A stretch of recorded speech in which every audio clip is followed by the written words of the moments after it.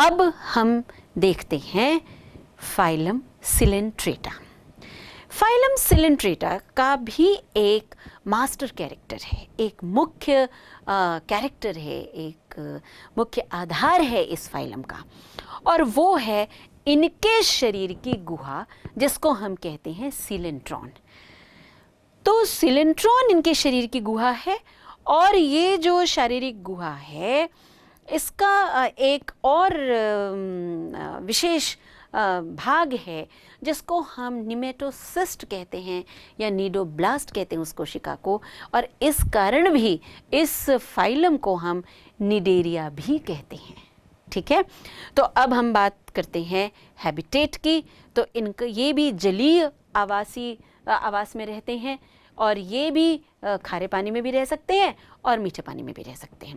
खारे पानी में जेलीफिश रहता है, आप देख रहे हैं बहुत ही खूबसूरत जेलीफिश दिख रही हैं, और मीठे पानी में आप हाइड्रा को देख सकते हैं। तो जब हम अब इनके फाइलम के और गुणों के वर्गीकृत संरचना को या गुणों को हम देखते हैं, तो आवास के बाद हम आते हैं इनके जर्मिनल लेयर पे। तो जो जननी स्तर है या जो भ्रूण इनका स्तर है वो भी दो ही होता है, इसमें भी मेसोडर्म नहीं होता। हालांकि सिलेंट्रॉन एक दूसरे तरह की कोशिका है जो मेसोडर्म तो नहीं है पर मेसोग्लिया कहलाती है, और मेसोग्लिया उसको लाइन करती है। लेकिन मेसोग्लिया के कवर करने से हम उस कैविटी को सीलोम नहीं कह रहे हैं बच्चों, क्योंकि मेसोडर्म जो है वो बाकी के अंगों में, जैसा कि मैंने आपको पहले भी बताया है कि मेसोडर्म जो है डिफरेंशिएट होती है, ऑर्गेनोजेनेसिस में जाती है, अंगों का निर्माण करती है।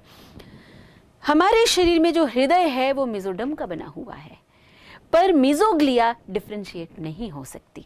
इसीलिए हम सिलेंट्रॉन को केवल शरीर की गुहा तो बोलेंगे पर ट्रू कैविटी नहीं बोलेंगे, सीलोम नहीं बोलेंगे। तो ये डिप्लोब्लास्टिक हुए। अब इनके पोषण पे बात आती है कि इनका पोषण कैसा होता है। तो इनके पोषण की खास बात ये होती है कि ये पहले तो एक्स्ट्रा सेल्यूलर मतलब शरीर के बाहर करते हैं पोषण अपना, और बाद में फिर उसको अंदर लेकर के इंट्रासेल्यूलर कर लेते हैं। तो एक्स्ट्रा सेल्यूलर कैसे करते हैं? इन्होंने अपना कोई जो पोषक तत्व चुना, उस पर एंजाइम सिक्रीट किया, उसको वहाँ पर एंजाइम से पहले बाहर में ही अपने शरीर के बाहर थोड़ा सा डाइजेस्ट किया, और फिर उसको एब्जॉर्ब करते हैं। तो ये जब उसको अवशोषित करते हैं तो अवशोषण के बाद में ये इंट्रासेल्यूलर बन जाती हैं। ठीक है, पोषण के बाद हम देखते हैं कि इसमें जो सिलेंट्रेटा है ना, तो सिलेंट्रेटा में और दूसरी कौन सी मुख्य बातें हैं? तो हमने जैसे पहले भी जिक्र किया है कि इसमें नीडोब्लास्ट या निमेटोसिस्ट आप देख रहे हैं कि एक विशेष तरह की कोशिका है।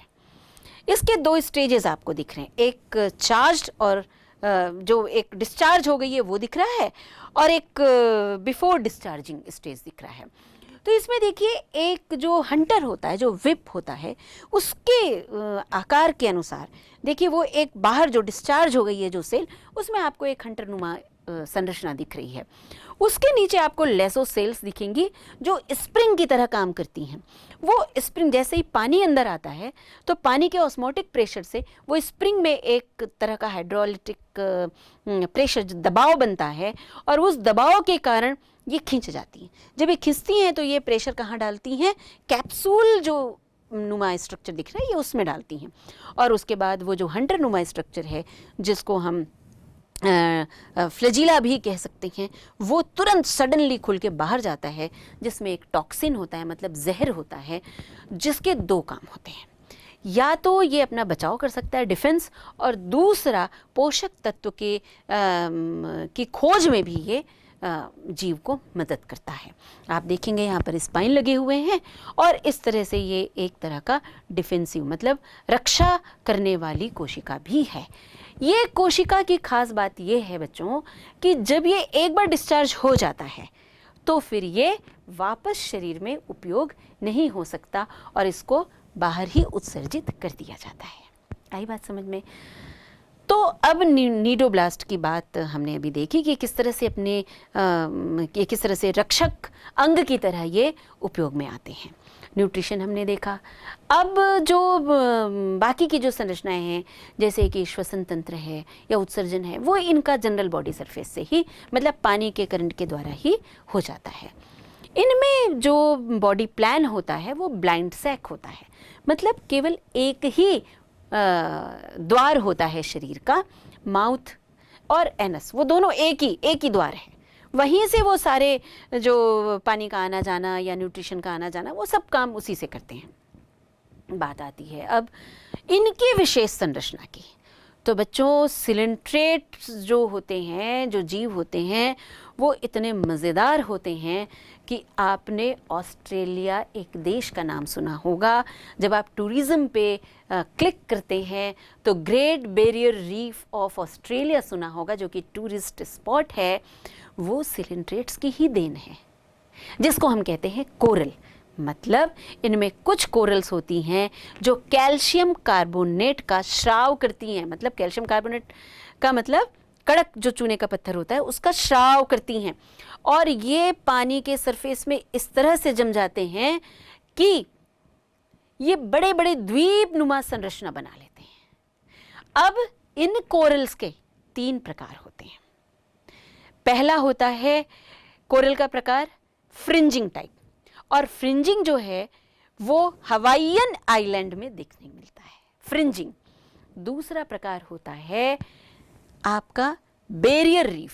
बैरियर रीफ आप देख रहे हैं कि बीच में पानी भरा हुआ है और इधर उधर वो द्वीपनुमा संरचना है।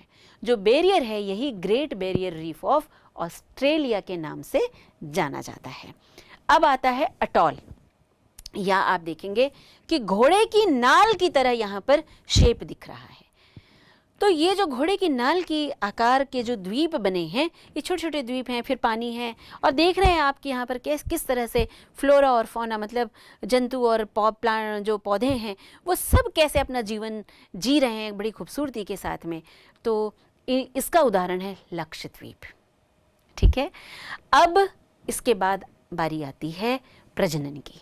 तो बच्चों, सिलेंट्रेट्स में जो प्रजनन होता है वो खास तरह का होता है, क्योंकि इनमें एसेक्सुअल भी होगा और सेक्सुअल भी होगा। सेक्सुअल और एसेक्सुअल में क्या फ़र्क होता है कि जब एसेक्सुअल ये करते हैं तो ये बडिंग में जाते हैं, और पोरीफेरा से भिन्न होते हुए ये अब एक्सटर्नल बडिंग करते हैं। आप देख रहे हैं हाइड्रा में बडिंग दिख रही है, एक्सटर्नल बडिंग, और धीरे से फिर वो जो है वो कट के एक वयस्क के रूप में परिवर्तित हो रहा है। इनका जो लोकोमोशन होता है, ये लोकोमोट करते हैं। तो इनका जो लोकोमोशन होता है, अगर जेलीफिश को आप देखें तो उसमें बहुत से तंतु दिख रहे हैं। अगर हाइड्रा को आप देखें तो ये सोमरसॉल्ट, किस तरह से देखिए, सोमरसॉल्ट मतलब जो आप कुलाटी खाते हैं ना, ये उस तरह से कुलाटी खा करके ये सोमरसॉल्ट लोकोमोशन कर रहा है। अब सिलेंट्रेट्स में जो डेवलपमेंट होता है, फर्टिलाइजेशन इनमें इंटरनल होगा कुछ केसेस में, और जो डेवलपमेंट होता है वो इनडायरेक्ट होगा। लार्वा प्लेन्युला होगा। लार्वा कौन सा होगा? प्लेन्युला।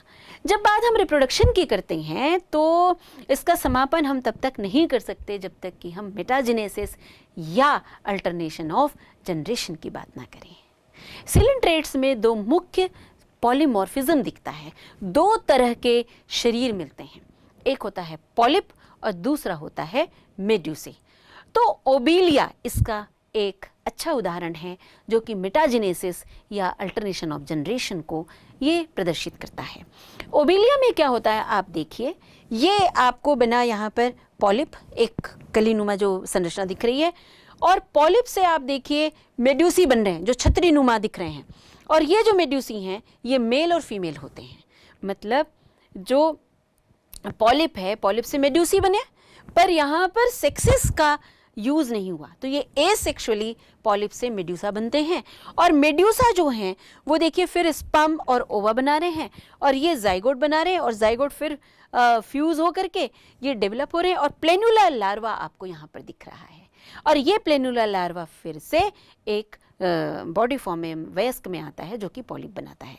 तो बच्चों, यहाँ पर ध्यान देने वाली बात ये है कि जब पॉलिप से मेड्यूसा बन रहा है तो वो एसेक्सुअली बन रहा है, याद रखेंगे। और जब मेड्यूसा से पॉलिप बनता है तो वो सेक्सुअली बनता है। और इन्हीं बिंदुओं पर आपके नीट में प्रतियोगी परीक्षाओं में सवाल पूछे जाते हैं। तो अगर आपने अभी ध्यान से सुन लिया तो आपको परीक्षा में भी इन सवालों का जवाब देते बनेगा। तो ध्यान रखिएगा कि पॉलिप से मेड्यूसी एसेक्सुअल होता है, मतलब अलैंगिक होता है, और मेड्यूसा से पॉलिप जो है वो सेक्सुअली या लैंगिक होता है। और इसी चक्र को हम कहते हैं मेटाजिनेसिस। क्या कहते हैं? मेटाजिनेसिस या अल्टरनेशन ऑफ जनरेशन। इसका मुख्य उदाहरण है ओबेलिया। ठीक है। अब बच्चों, इस फाइलम में एक और ख़ास बात है। आप सभी के प्यार से आपके माता पिता ने कुछ नाम रखे होंगे। जैसे आपका नाम आशीष है, हो सकता है आपको घर में वो गोलू बुलाते होंगे। तो अब ऐसे ही कुछ कॉमन नेम हम लोग जंतु जगत में भी देते हैं। कुछ कॉमन नेम मैं आपको बताना चाहूँगी कि गॉर्गोनिया को हम सी फैन कहते हैं। आप देखिए, गॉर्गोनिया को बिल्कुल पंखे की तरह दिख रहा है, और ये सी फैन कहते हैं हम इसको। मैड्रीपोरा, मैड्रीपोरा जो है इसको हम स्टैग हॉर्न, मतलब बारहसिंगा का जो सिंग होता है ना, तो स्टैग हॉर्न कहते हैं। और ये जो मैड्रीपोरा जो है ये स्टैग हॉर्न कोरल बनाता है। मैड्रीपोरेनियन जो होते हैं यही कोरल सिक्रीट करते हैं। जितने कोरल की हमने बात की, ग्रेट बैरियर रीफ या हवाईयन आइलैंड या लक्षद्वीप वगैरह की, वो सब यही सिक्रीट करते हैं।